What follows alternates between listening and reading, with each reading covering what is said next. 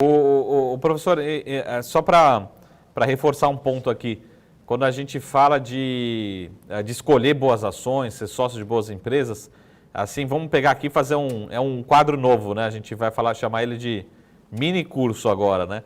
Foi pegar assim, eu sempre recebo essa pergunta, né? Você provavelmente também todos os dias. Tem um indicador que você fala assim, pô, esse indicador é o mais relevante, é o mais importante dos fundamentos de uma empresa para se acompanhar. Como é que a gente identifica, né, boas empresas, empresas boas, baratas, enfim. Mas resumindo aqui em poucas palavras, né, como é que a gente consegue fazer esse trabalho dia a dia? Ô Saravalli, lá na B3, se eu soubesse quantas vezes já me perguntaram isso, infinitas vezes. E não existe, porque como diz lá em Minas, né, que eu sou mineiro, cada caos é um caos, né? Então, cada caso é um caso.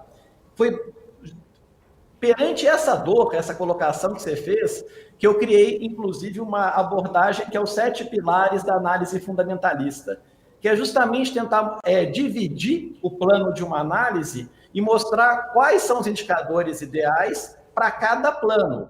Mas é uma visão 360. Então, se a gente pode associar a empresa a um organismo vivo, a uma coisa que pode, inclusive, transcender fronteiras, quando a gente pega exemplo de empresas globais, como a Apple, etc. e tal, é impossível a gente mensurar o comportamento da companhia mediante um único indicador. Eu sempre, inclusive, a gente já conversou sobre isso no passado, eu sugiro, antes de qualquer análise de indicador, uma visão qualitativa bem robusta do negócio. Se você investe naquela empresa, você tem que entender como ela funciona, o que ela faz, quais são seus concorrentes, quais são os seus desafios de curto, médio e longo prazo. Sempre coloco isso dentro de um contexto de maratona. Você não vai aprender isso em 1, 2 dias. Você vai construindo esse conhecimento para cada ativo que você tem algum grau de afinidade. Então, quando você associa, na minha humilde percepção, aspectos qualitativos e linka esses aspectos aos componentes dos indicadores financeiros, você começa a depurar uma resolução de para onde a empresa está indo. Mas eu, particularmente, agora também materializando meus mais de 10 anos como professor de análise fundamentalista, eu acho assim, impossível você chegar a qualquer diagnóstico sólido olhando um único indicador. Veja, por exemplo, quando o médico pede o exame de sangue completo. Olha o tanto de indicador que ele recebe. Marcos? Não, ele na verdade, ele tem uma lista ali de coisas para avaliar, na verdade, né, professor? Inclusive, falando isso, que você está falando dos pontos do que avaliar, eu queria pegar do outro lado, que a gente fala realmente bastante como buscar os melhores retornos, que realmente, mas existem aquela outra preocupação também, dos riscos. Então, assim, quais são os riscos? Você está falando do exame médico, né? O que ele teria que olhar ali? Que risco que ele tem que tomar cuidado, principalmente nesse ano de 2021 que você avalia? Quais são os pontos, na verdade, que ele precisa ficar de olho para não se dar mal? A gente fala muito em ver o que ele tem que olhar para ver bem, mas eu queria que você falasse esse outro ponto também sobre a questão dos riscos da renda variável.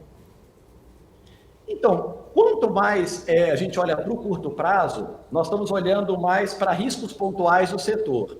Quanto mais a gente vai jogando para o longo prazo, mais materialização de questões macroeconômicas vão intensificando. A minha preocupação de curto prazo, eu estou olhando muito para endividamento. Porque você imagina o seguinte, dado tudo que foi comentado pelo convidado anterior, existe ainda uma alta probabilidade do abre e fecha, porque o desafio para você imunizar uma população do tamanho do Brasil com o seu tamanho continental também, não é simples, por mais que nós tenhamos já toda a expertise embarcada. Então, a gente está vivendo uma sobreposição de realidades. De curto prazo, o meu principal medo é o abre e fecha, abre e fecha, abre e fecha. Muitas empresas se endividaram em 2020 para tentar sobreviver até 2021. Se ocorrerem novos lockdowns e associado à queda de demanda por conta de falta de incentivo, então a gente pode ter uma combinação que as empresas mais endividadas, elas vão acabar sofrendo muito mais rápido do que aquelas menos endividadas. Então, uma preocupação bem de curto prazo minha é o endividamento. Associado a essa, eu me preocupo também com o abre e fecha que eu comentei, porque o Caio ele comentou muito bem, ele deu uma estatística bem bacana para nós, da dificuldade que você é imunizar 100 milhões de pessoas. É um trabalho herculóico. Então, até lá, quantos lockdowns a gente vai ter para poder manter a saúde da população? Nesse inteirinho, quantas empresas ainda poderão quebrar, inclusive por falta de demanda, porque as próprias pessoas estão sem recursos? Então, o segundo elemento de risco que tem que ser percebido é a demanda propriamente dita. Teremos uma grande base da população voltando aí para a linha de pobreza ou para a linha de vulnerabilidade, e se as empresas que dependem dessa demanda, certamente poderão ter um 2021 muito diferente do 2020, que foi bancado em grande parte aí pelo auxílio emergencial, que naturalmente foi uma medida acertada, dado o momento de exceção que nós vivemos.